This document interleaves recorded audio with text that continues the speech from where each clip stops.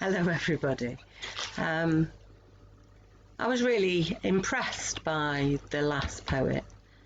I work with homeless people and have done on and off for 30 years. And what I've found is people willing to share everything, to talk about what they feel. And mostly what these people need is love. And I endeavour to do that. I went on a prison visit a couple of years ago and I was very distressed by what I saw. At the moment I'm concerned that prisoners get no visits, but I wrote a poem. I hope you like it. It's called, well, like's not really the word, but it's called Visiting Tom. On a spring Saturday in April, empty the car to put the back seats up, leave at 12 for the hour-long drive through glorious countryside. Children, 11, 5, 6 tomorrow, and 4.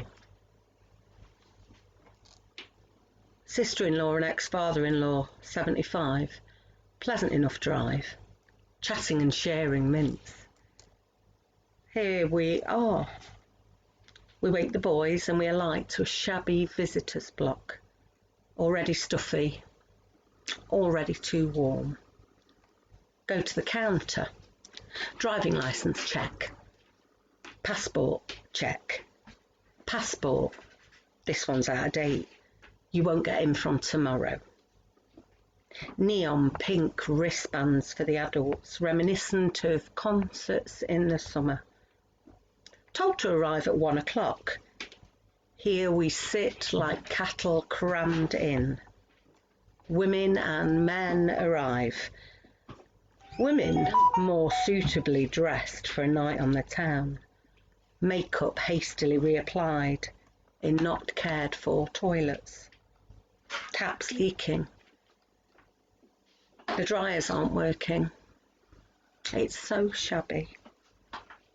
Perfume all around mixes with the spring heat and stifles.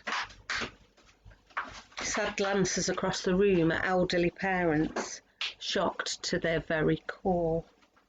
Babies in prams, toddlers fidgeting on plastic shabby chairs. Pre-teens and post-teens relinquish their mobile phones, much more willing to part with their teeth. However cold, not hats, not scarves, no phones. A small locker £1, like at the swimming pool. And here we wait. The TV's blaring in the corner. Bored man behind glass checking passports and ID. Walls littered with just too much information. A small man in uniform comes and reads names from a list. All eyes look expectantly at him, not our name, and they glance away at the children, fighting and fidgeting as they choke on the fumes of the perfume. Take the kids out for fresh air, into a curtain of nicotine, as desperate smokers fumble for their last cigarette. A small man in uniform comes in and reads names from a list.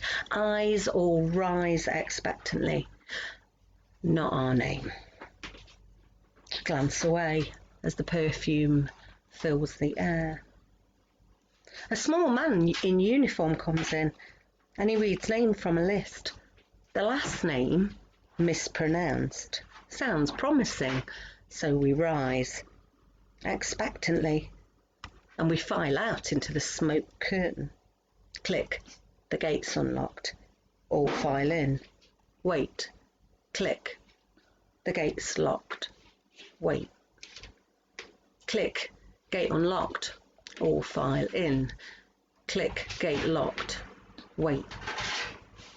The children chatter about the trees and the fences and the big buildings. Perfect weather for a picnic. Click, door unlocked, all file in. Click, door locked, wait. The children chatter about the warning notices, and the heat rises. We wait. We wait. We wait. A man in his early 80s is escorted out, shaking his head, bewildered. His one crime? After much reminding, he remembered his phone was actually mobile, and he left it in his pocket. A 4-hour drive to see his son, and a 2-hour wait. He heads home again. They say our name. Click, door unlocked. Click, door locked. My heart sinks as the children spread their arms like aircraft for stern women to pat them down.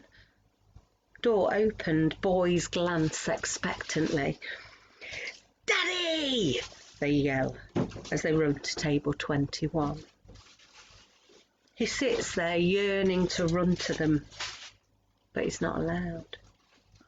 On each table, like girls in a netball team, grown men sit on plastic chairs in red tabards. And I wonder which one's the shooter.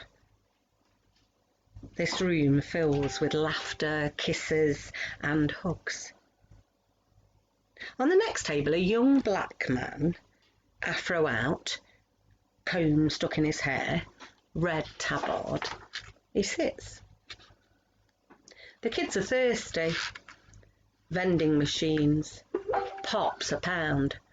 Limited range of sandwiches £1.50. At least the machine works this time. Last time the sandwiches were all present and correct, but were imprisoned in the machine. Soft play area, full of laughing, jumping children. The smell of the perfume and the heat is rising. He looks tired. He says he's been ill, unable to eat.